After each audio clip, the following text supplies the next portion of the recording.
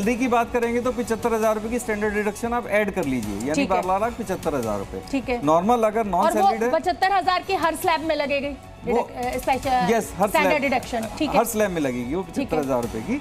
तो मतलब आप ये कह रहे हैं कि अगर मेरी 15 लाख आमदनी है और मेरे को 30% देना है, यानी 4.5 लाख रुपए का टैक्स देना है, तो उसमें मुझे 75,000 रुपए कम हो जाएंगे और वो 3,75,000 रुपए मुझे देने पड़ेंगे। ये बेसिकली 15 लाख रुपए पहले था।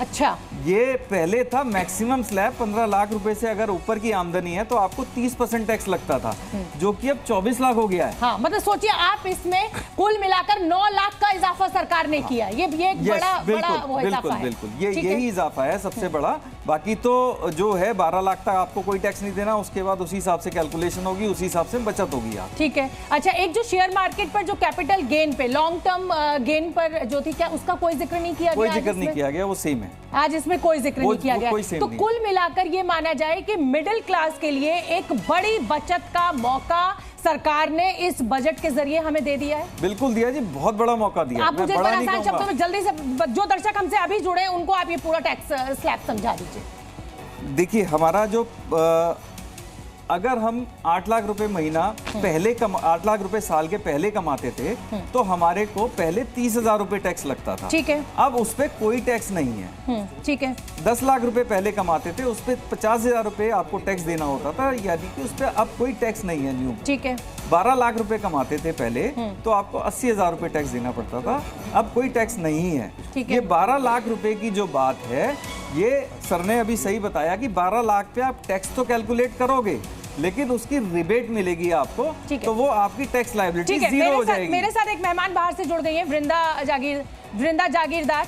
जल्दी से मैं उनका रुख कर लेती हूँ। मैम, आज का जो बजट है वो मिडिल क्लास के लिए बल्ले बल्ले कहा जा रहा है। ये कहा जा रहा है कि निर्मला सीतारमण ने भले ही संसद में ये जानकारी दी कि 1 लाख करोड़ का सरकार को वित्तीय घाटा होगा, लेकिन वो 1 लाख करोड़ ये जो मिडिल क्लास को राहत के रूप में मिला है वो बाजार में आएगा और इससे चक्का जो है अर्थव्यवस्था का वो तेज घूमेगा। क्या मैं बिल्कुल सही इंटरप्रिटेट कर रही हूँ इस बजट को? जी हाँ, और आपने बहुत अच्छी तरह से समझाया भी है। अभी पहले तो ये कहूँगी कि सिर्फ मिडिल क्लास के लिए ही नहीं, पूरी इकोनॉमी के लिए, क्योंकि देखिए जो हमारा लॉन्ग टर्म गोल है वो है विकसित भारत 2047। ना इस विकसित भारत के लिए मेन थिंग है हमें 8% ग्रोथ ईयर ऑन ईयर चाहिए, 8% ग्रोथ चाहिए। तो इस ग्रोथ को करने के लिए इसके ड्राइवर्स क्या हैं? इसके ड्राइवर्स है कंजम्पशन, इसके ड्राइवर्स है इन्वेस्टमेंट और इसके ड्राइवर्स है एक्सपोर्ट्स। इन तीनों के लिए फाइनेंस मिनिस्टर ने बहुत ही ग्रेट रिलीफ अनाउंस किया है। तो इससे मुझे लगता है कि जो ग्रोथ अभी तो थोड़ा स्लो डाउन दिख रहा था वो फिर से पटरी पे आ जाएगी और हमें 8% ग्रोथ पर हम वापस आ जाएंगे। और सिर्फ ग्रोथ ही नहीं, इसमें जो है जॉब्स के लिए भी बहुत एम्प्लॉयमेंट के लिए भी बहुत से अनाउंसमेंट्स किए हैं। एम्प्लॉयमेंट इंटेंसिव सेक्टर जैसे है, लेदर है, टेक्सटाइल्स है और इलेक्ट्रॉनिक्स है, ऐसे सेक्टर्स में भी बहुत अनाउंसमेंट, टूरिज्म है। तो जॉब्स के लिए, जो जॉब क्रिएशन जो बहुत इंपॉर्टेंट है कंजम्पशन को रखने के लिए, ऊपर रखने के लिए, तो जॉब्स के लिए भी बहुत इंपॉर्टेंट है। And I think the third main point जो देखिए, जो उन्होंने फिस्कल कंसोलिडेशन अनाउंस किया है, तो एक तरफ से फिस्कल कंसोलिडेशन है और दूसरी तरफ से ग्रोथ एनहांसिंग मेजर्स हैं। तो इन दोनों को साथ लेके देखें तो अभी आरबीआई के पास स्पेस खुल गया है to cut the interest rate. So अभी आरबीआई की जो मीटिंग होगी अभी, मुझे लगता है RBI will be very comfortable in cutting the rate. ठीक है, एटलीस्ट 25%। ठीक है मैम, मैं आऊंगी आपके पास। क्या जो मैम कह रही हैं कि अब जो इंटरेस्ट रेट है उसमें आरबीआई का हाथ अब खुल गया है इस बजट के बाद और वो फायदा हो सकता है, तो ये तो होम लोन्स में भी फायदा होगा और सेक्टर्स में भी फायदा होगा। हर चीज में फायदा होगा, क्योंकि जब पैसा आएगा, डिस्पोजेबल इनकम आएगी और वो बैंकों में इन्वेस्ट होगी तो बैंकों के पास फंड बढ़ेगा तो कॉस्ट ऑफ डिपॉजिट कम होगा। जब कॉस्ट ऑफ डिपॉजिट कम होगा तो इसका मतलब उनको लोन, मतलब देखिए, मैं आसान शब्दों में हिंदी में आपको ये समझा देना चाहती हूँ कि जब बैंकों के पास ज्यादा पैसा आएगा तो बैंक जो है वो आपके इंटरेस्ट रेट को कम कर पाएगा आरबीआई, और उससे भी सीधा फायदा उपभोक्ता का होगा। और इससे सिर्फ उपभोक्ता का फायदा नहीं है, इससे सत्ता का भी फायदा है, सरकार का भी फायदा है, क्योंकि अर्थव्यवस्था का चक्का जब तेज घूमेगा तो जाहिर सी बात है सरकार की आमदनी बढ़ेगी, और सरकार की आमदनी बढ़ेगी तो वो इंफ्रास्ट्रक्चर हो चाहे कोई भी सेक्टर हो, उसमें उसके थ्रू आम जनता तक वो फायदा पहुंचेगा। मुकेश जी। हाँ जी, और इसमें हम अगर बात करें तो सैलरीड क्लास के अलावा बिजनेस क्लास को भी फायदा दिया गया है। अगर हम बजट से एमएसएमई सेक्टर की, आप एमएसएमई सेक्टर के लिए बहुत बड़े चेंजेस किए गए हैं, उसकी अभी तक हमने बात नहीं करी है। हाँ। पहले टर्नओवर लिमिट जो थी उसको डबल कर दिया गया है, यानी कि अगर माइक्रो जो इंडस्ट्रीज थी उसमें टर्नओवर की लिमिट थी 5 करोड़, अब वो बढ़ा के 10 करोड़ कर दी गई है। स्मॉल इंडस्ट्रीज में जो टर्नओवर थी वो 50 करोड़ थी, उसको बढ़ा के 100 करोड़ कर दिया गया है। आप मुझे ये बताइए, क्या इन सबसे रोजगार बढ़ेगा? बिल्कुल बढ़ेगा रोजगार। ठीक है, कैसे बढ़ेगा? ये ऐसे बढ़ेगा कि इसके अंदर क्रेडिट गारंटी कवर मिलेगा, जो एमएसएमई को जो सुविधाएं मिलती हैं, इसका मतलब वो पहले कम टर्नओवर वालों को मिल रही थी, अब उसके दायरे में लोग बढ़ जाएंगे। जब दायरे में लोग बढ़ेंगे तो इंडस्ट्री बूस्टअप होगी, जब बूस्टअप होगी तो रोजगार भी बढ़ेंगे, इनकम भी बढ़ेगी और एट लास्ट जीडीपी भी बढ़ेगी। तो मुझे लगता है कि अभी तक का ये 8वां बजट था निर्मला सीतारमण का, और ये ब्रिलियंट बजट कहना या सबसे शानदार बजट कहना बिल्कुल गलत नहीं होगा। आप बैठिए अभिज्ञान, अब मैं चाहती हूँ कि थोड़ी सा इसमें पॉलिटिकल भी इस पे चर्चा होनी चाहिए। हाँ, मैं आऊंगी सर, पहले एक बार जरा अभिज्ञान, बिहार के लिए पिटारा खोल दिया गया। देखिए, मिडिल क्लास के लिए पिटारा खोल दिया गया है, अर्थव्यवस्था का चक्का तेज घूमेगा, आरबीआई अब आपका जो इंटरेस्ट रेट है वो भी कम कर सकता है, लेकिन बिहार के लिए मखाना बोर्ड बनाया गया, नया एयरपोर्ट, पटना एयरपोर्ट का विस्तार, आईआईटी पटना का विस्तार, वेस्टर्न कोसी सिंचाई project, national food technology institute, आने वाले चुनाव को भी टारगेट कर दिया क्या? देखिए, ये तो सबसे पुरानी परंपरा है।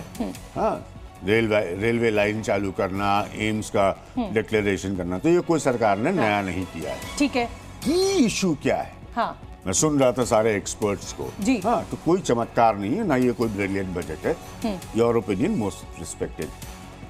इंपॉर्टेंट है कि अगर आप इन स्लैब्स को डाइवर्सिफाई कर रहे हैं इस तरीके से कि एक आम आदमी अपना पैसा बचाएगा, मैं ये जानना चाहता हूं कि उसके लिए आपने फर्दर एवेन्यूज री-इन्वेस्टमेंट के क्या खोले? टूरिज्म के अगर इतने डेस्टिनेशंस क्रिएट किए जा रहे हैं, मेरी बात पूरी हो जाएगी ना। ठीक है, ठीक है, ठीक है। तो गवर्नमेंट सोचेगी ना कि उनके टूरिज्म में इन्वेस्ट कर दें, उनके इंफ्रास्ट्रक्चर में इन्वेस्ट कर दें। अभी मैं उनके सबसे नंबर 1 ट्रेन में यात्रा करके आया हूँ जो 9 घंटे लेट थी, वंदे भारत। तो हम लोग सब उनके लिए इन्वेस्ट करते रहे, ठीक है, और वो जा जाके रिबन काटते रहे। तो यही फिलॉसफी है ना, जिस मिडिल क्लास को आपने क्रश कर दिया और फिर आपको रियलाइज हुआ कि अर्बनाइजेशन जो है इंडिया का, वो इतनी तेजी से बढ़ रहा है कि इस मिडिल क्लास को हम इग्नोर नहीं कर सकते। ठीक है, 2014 को इसी मिडिल क्लास के चैटराटी पे आप आए थे। आप फायदा क्यों नहीं देख रहे हैं इस बजट में? अभिज्ञान, मेरा सवाल आपसे बड़ा सीधा है, क्या आप बायस्ड हैं? नहीं, बायस्ड नहीं है। मैं इसमें ये जरूर देख रहा हूँ कि जो बेसिक फायदा है, और मैं री इन्वेस्टमेंट के पॉइंट को फिर रखूंगा, 12 लाख से आगे वाले लोगों को डेफिनेटली फायदा होगा। ठीक है, इसमें कोई दो राय नहीं। जो स्लैब 7 लाख का था वो 12 लाख हो गया, यानी अगर मेरी आमदनी 7 लाख थी और मुझे कोई टैक्स नहीं देना पड़ता था, अब अगर मेरी आमदनी बढ़कर 12 लाख हो चुकी है तो मुझे अभी भी कोई टैक्स नहीं देना पड़ेगा। क्या ये फायदेमंद नहीं है? अग्रीड अपॉन की 12 लाख वाली अपॉर्चुनिटीज आ गई हैं 7 लाख वाले को। हाँ, ठीक है, ठीक है, मेरे पास इसका कोई डाटा नहीं है, कोई आंकलन नहीं है, लेकिन अग्रीड अपॉन की जो 7 लाख कमा रहा था वो एकदम से इतना तरक्कीशुदा हो गया कि वो 12 लाख वाले में आ गया। चलिए, ठीक है, करेक्ट। बट 12 लाख ऑनवर्ड्स, जैसे कि अभी एक एक्सपर्ट ने एक्सप्लेन किया, 12 लाख ऑनवर्ड्स आप डेफिनेटली वो सेविंग्स देख रहे हैं। ठीक है, मैं जो चीज उम्मीद कर रहा था, ये मेरा पॉइंट है, it is not that I am biased against this budget or any budget for that matter. मेरा पॉइंट बिल्कुल क्लियर है कि इसके आगे के इंसेंटिवाइजेशन का प्रोसेस, जो मिडिल क्लास स्ट्रगल करता है जिस चीज से, कि क्योंकि आप रेट ऑफ इन्फ्लेशन को तो इसमें जोड़ ही नहीं रहे, महंगाई की दर की बात, महंगाई की दर, मैं चाहती हूँ वो उसको आप इंसेंटिवाइज कैसे कर रहे हैं कि मेरा पैसा जो बचा है वो मैं ठोक के मार्केट में लगाऊं, because that is the return I get to my life. ठीक है, आइए अभिज्ञान, आइए सर राजीव जी, अब आप मुझे समझाइए जो सवाल अभिज्ञान ने यहाँ पर खड़ा किया है कि ठीक है साहब, ये पैसा तो मिडिल क्लास की जेब में जरूर आएगा, लेकिन इससे मुझे और इंसेंटिव्स आगे क्या मिलेंगे, उसको लेकर क्या रोड मैप है, क्या आप समझ रहे हैं बजट से? ये इस सरकार का सबसे प्रमुख चैलेंज इस समय ये था कि कंजम्पशन, जिसकी बात काफ़ी समय से, पिछले कई महीनों से हो रही है, कंजम्पशन को लेकर के धीमापन है, इसको लेकर के इंडस्ट्री में चिंता थी, जो इकोनॉमिस्ट हैं वो चिंतित थे, और उसका मतलब ये है कि अगर लोग ज़्यादा खरीदने के लिए तैयार नहीं है, कंजम्पशन कम होने का मतलब क्या है कि लोग बाजार में जा रहे हैं तो कम खरीद रहे हैं, जो एसेंशियल चीजें हैं वो तो आपको खरीदनी है, मतलब लेकिन उसके आगे मैं देख रही हूँ ना, आप मैं खुल करके पैसा खर्च नहीं कर रहे कवरेज के लिए जा रही हूँ, बाजारों में जा रही हूँ, लोग व्यापारी कह रहे हैं कि साहब हमारा सामान ही नहीं बिक रहा, कोई खर्च करने को तैयार नहीं है। हाँ। उसके लिए क्या हो रहा है कि इंडस्ट्री जो है वो तो तभी नया पैसा लगाएगी, नया इन्वेस्टमेंट करेगी, नई फैक्ट्री लगाएगी जब उसे अपना सामान बिकने की उम्मीद होगी। बिल्कुल ठीक है। तो वो एक साइकिल होता है कि अगर आप इंडस्ट्री की तरफ से कम इन्वेस्टमेंट हो रहा है, इसका मतलब कम रोजगार पैदा हो रहे हैं, लोगों को इंक्रीमेंट्स कम मिल रहे हैं, लोगों के हाथ में कम पैसा आ रहा है और फिर वो कम खरीद रहे हैं। तो ये एक उल्टा साइकिल होता है, मतलब गलत साइकिल होता है। हाँ। विशेष साइकिल हो गया।